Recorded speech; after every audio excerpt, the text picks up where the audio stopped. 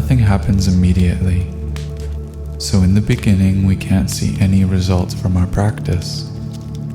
This is like the example I have often given you of the man who tries to make fire by rubbing two sticks together. He says, "They say there's fire here." He then begins rubbing energetically. He's very impetuous.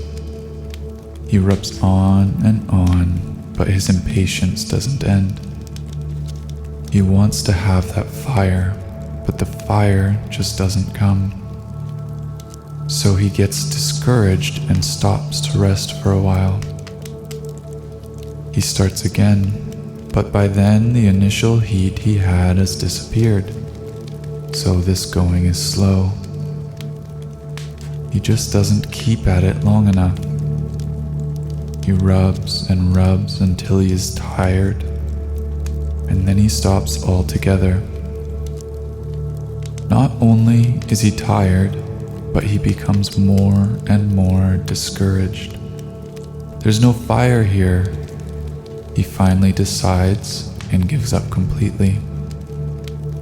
Actually, he was doing the work, but there wasn't enough heat to start the fire. The fire was there all the time, but he didn't carry on to the end. Until we are able to reach peace, the mind will continue as before. For this reason, the teacher says, just keep on doing it. Keep on with the practice.